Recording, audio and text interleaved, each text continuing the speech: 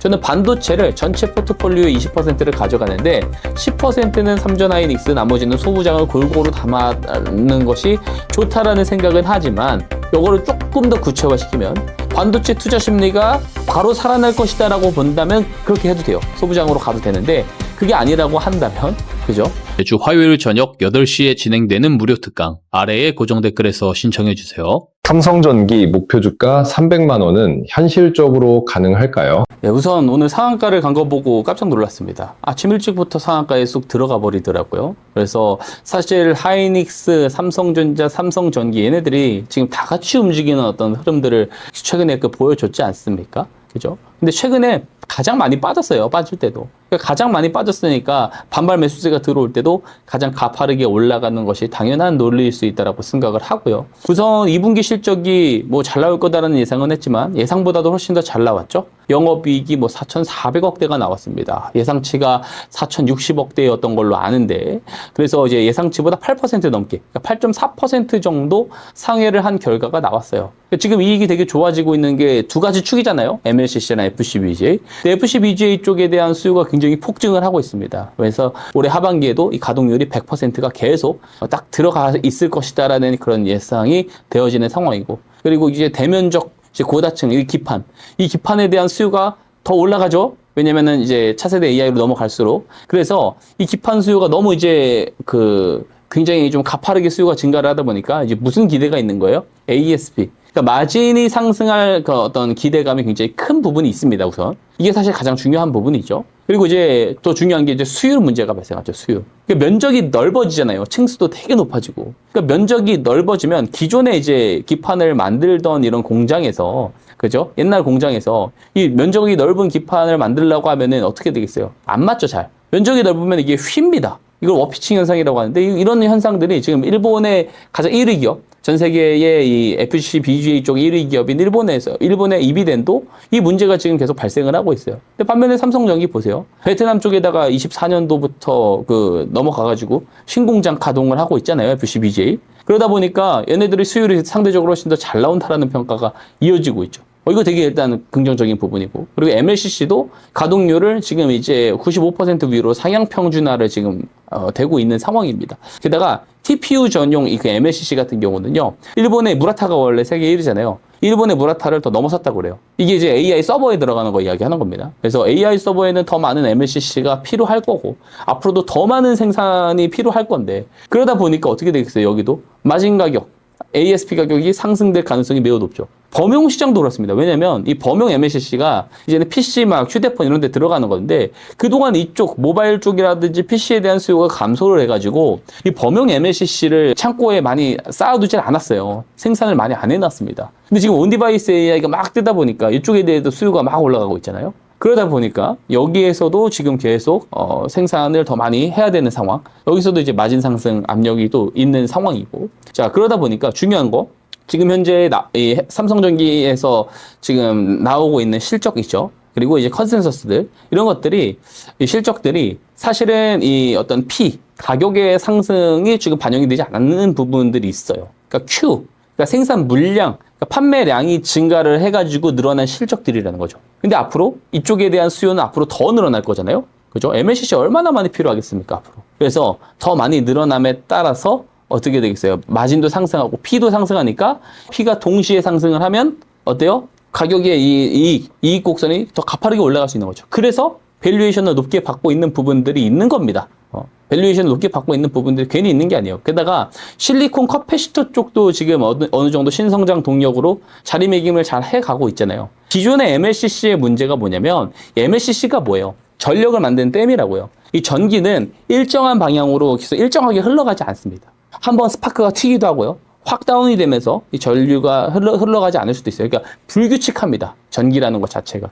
근데 그러면은 우리가 사용하고 있는 이 휴대폰이라든지 혹은 이제 PC라든지 이런 쪽에다가 전기가 일정하게 흘러가지 않는데 어떻게 다 사용을 하겠어요? 그래서 이거를 잡아주는 댐 역할을 하는 게 MLCC입니다. 그래서 전기가 많이 흘러갈 때는 일정 정도 잡아주는 상황. 그래서 전기가 흘러가지 않을 때는 방출을 하는 이제 그런 역할을 해준다라고 보면 되는데, 중요한 게 뭐냐면 이 세라믹 재질의 MLCC, 세라믹 콘덴서지 않습니까? 적층 세라믹 콘덴서가 MLCC예요. 이 세라믹 재질의 MLCC가 이 방출을 하는 과정에서 자체적인 저항이 발생을 한다는 거죠. 그럼 이제 모바일이라든지 PC 우리가 일반적으로 사용하는 쪽에서는 상관이 없었는데 이게 이제는 뭐 초고속 AI 칩으로 넘어오니까 이 자체 저항이 발생하는 거 있죠. 전력을 방출하면서 생겨나는 이 자체 저항이 이제는 데이터 전송 과정에서 이 노이즈를 일으키기 시작했다라는 거죠. 왜곡 현상, 데이터 왜곡 현상을 지금 일으키기 시작을 했다라는 거예요.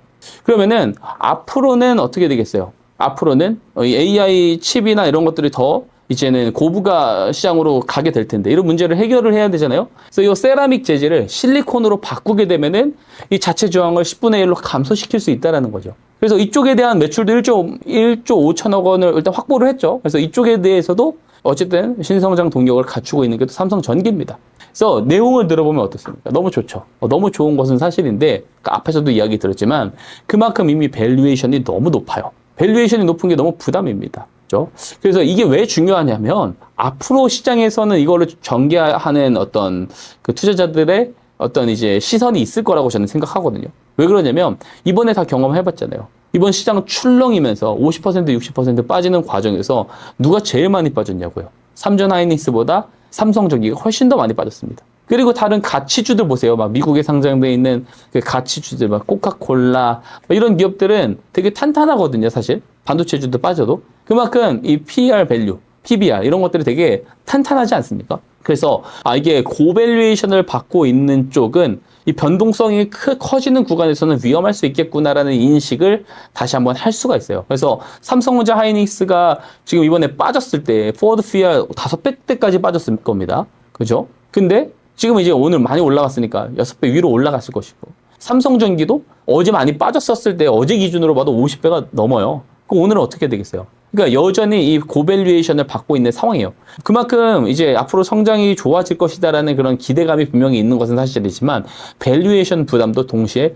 다른 쪽 대비해서 존재를 한다는 거죠. 그러면 이런 것들을 지금 인식을 하기 시작한 투자자들이 많아지게 됐을 때 과연 이 상반기 때처럼 삼성전자나 하이닉스 대비 삼성전기가 더 아웃퍼폼을 할 수 있을까에 대한 부분은 우리가 조금 더 고민을 해볼 필요가 있겠죠. 그래서 질문을 뭐 이제 300만 원? 300만 원 이렇게 뭐 그 질문을 주셨어요. 목표 주가 300만 원 뭐 갈 수 있을까? 뭐 이런 부분들. 근데 지금 110만 원대거든요. 너무 앞서갔다. 앞서서 이제 판단을 하는 것이다. 이런 이야기를 조금 드리고 싶고요. 지금 우선 이 최대 시나리오, 우리 가장 먼저 확인을 해야 될 것은 정말로 지금 투자 심리가 완전하게 회복이 되어졌느냐. 이 부분을 먼저 확인을 해야 돼요. 다음 주까지 봤을 때 조금 확인이 된다라고 했었을 때, 그러면 상승 흐름으로 간다고 했었을 때는 최대 시나리오로 보더라도 우선 정고점 240만 원도 지금으로 보면 좀 과한 것 같습니다. 200만 원은 먼저 좀 돌파를 해주고 나서 그 다음 목표가를 좀 한번 계산을 해봐야 되는 거지, 벌써부터 너무 높게 이 목표가를 잡는 것은 좋은 방법 같지는 않고요. 그래서 앞에서도 근데 대신에 삼성전자 하이닉스도 어쨌든 목표 가격을 좀 내려놓긴 해야 되지만 지금 담아가기는 굉장히 좋은 시점이다라고 말씀드렸잖아요. 삼성전기 또한 마찬가지라고 생각을 합니다. 담아가기에는 괜찮다라는 생각을 하지만 과도한 비중은 좋지 못할 것 같다라는 생각까지 말씀을 드리도록 하겠습니다. 반도체 투자 시 삼성전자, SK 하이닉스 중심이 좋을까요? 삼성전기, 소부장까지 함께 담는 전략이 좋을까요? 리스크를 한 스푼 더 얻는 조건으로 나는 기대 수익률을 키워보겠다라고 하면 소부장을 담아야겠죠. 삼성전기도 더 담아야 되는 것이 맞다라고 생각을 합니다. 하지만 그것이 아니라고 한다면 그냥 가장 안전한 것은 삼성전자 하이닉스를 주로 가져가는 포지션이 나올 수 있겠죠. 왜냐면 어쨌든 하이퍼스케일러 기업들이 지출을 늘린다라는 부분이 지금도 부각이 나오고 있잖아요. 얘네들이 지출이 늘린다는 것은 그러면은 수요가 어디로 가냐면 메모리 반도체로 가는 거잖아요. 그 메모리 반도체 쪽에 대한 이익이 찍히는 거고, 그러면 이제 메모리 대장주들이 당연히 더 많이 시장에서 부각을 받는 거죠. 다만 시장 심리가 정말 좋아진다라는 상황에서 만약에 이 캐펙스 지출을 이 하이퍼스케일러 기업들이 더 늘려요? 더 늘린다라고 하면 어떻게 되겠어요? 그러면은 당연히 이 메모리 제조사들 입장에서도 지금 안 그래도 지금 이 수요를 충족을 못 시키고 있는데 생산 캐파 늘려야 되겠죠. 생산 캐파를 늘리는 그 과정 속에서 장비의 발주들이 시작될 테고 그 소부장 사이클을 다시 한번 도울 수가 있다라고 말씀을 드릴 수는 있겠죠. 자, 그러면 근데 이제 전체적으로 이게 이야기를 드리면 아마 이제 수익성 측면에서 우리가 좀 경계를 경계까지는 아닌데 수익성 측면에서 이야기를 드리면 이 D램과 낸드 가격에 대한 이 상승폭이 아무래도 그 작년 대비해가지고 작년이 아니죠. 올해 상반기 대비해서 많이 조금 지금 굳어지고 있습니다. 조금 이제 상승률이 떨어진다는 거 아니고 상승률이 조금 다소 완만해지고 있는 상황이에요. 그래서 제가 항상 이야기 드렸던 게 뭐냐면 상반기부터 고객사 비용 구조를 무시하고 메모리 가격이 무한정 상승할 것이다라는 기대를 가지고 삼성전자 하이닉스 투자하지 말아라라는 말씀을 제가 드렸어요. 당연히 상승 흐름이 완만해질 수 있어요. 왜? 고객사들이 비용 구조를 완전히 무시할 수 없거든요. 오죽하면 최근에 수익성 논란이 왜 이야기가 나왔겠습니까? 그래서 그런 부분들을 무시하면 안 되고 채택하는 정도 이야기하잖아요. 지금 메모리 가격 더 비싸지는 것은 좀 안 된다는 이야기를 했어요. 그만큼 고객사 비용 구조에 대한 인식을 해야 된다는 것이고.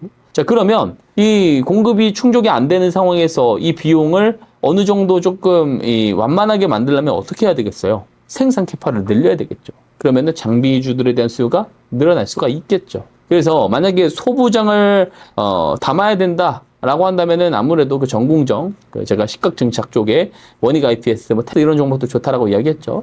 그리고 이제 웨이퍼 위에다가 회로를 그리고 그 감광액 태워가지고 지워버리는 장비 있죠. PR 스트립 장비. 요거 1위 기업인 뭐 이제 PSK 같은 경우도 괜찮을 수 있고. 그리고 요새 한미반도체가 좀 괜찮은 것 같아요. 가격이. 그러니까 한미반도체도 밸류에이션만 놓고 보면 손이 안 가거든요. 근데 밸류에이션이 높은 만큼 그만큼 이제 TC 시장 쪽에서는 거의 뭐 압도적입니다. 전 세계 시장 점유율이 70%가 넘는다라고 하는데 HBM 단수가 앞으로 더 높아지잖아요. 나중에 이제 16단이 이제 표준화가 된다면서요. 지금 12단 위에서도 이거 잘 할 수 있는 쪽, 대량 양산 만들어내는 그 장비 만들 수 있는 쪽이 지금 한미반도체밖에 거의 없는 걸로 압니다. 그래서 앞으로 HBM이 고단화될수록 훨씬 더 이 한미반도체의 시장 점유가 올라갈 수가 있겠죠. 그리고 하이브리드 본딩 쪽으로 넘어가면은 이게 리스크라고 보시는 분들도 있지만 오히려 계속해서 한미반도체가 이 어떤 선두 그룹을 계속 선두 주자를 유지할 가능성, 압도적인 시장 점유율을 유지할 가능성이 더 높다라고 보는 것이 맞다라고 보고요.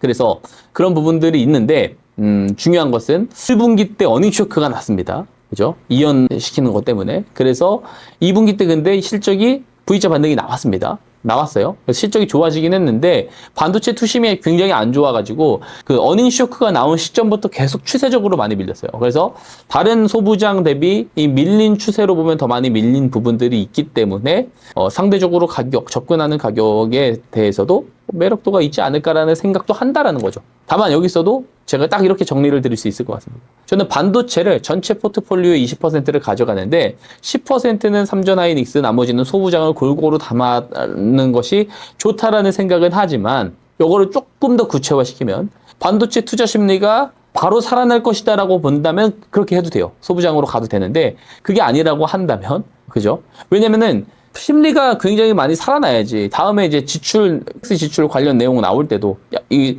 메모리 제조사도 생산 캐파를 늘리겠구나라는 논리까지 연결이 되잖아요. 그래야지 장비주들이 올라가기 시작하고 그런 부분들이 있는데 심리 상태가 안 좋으면 지출 얘네들이 하이퍼스케일러들이 지출 늘린다고 해봤자 야 쟤네도 어차피 수익성도 안 나오는데 저거 어차피 나중에 지출 감소할 거 아니야 이렇게 받아들여 버려요.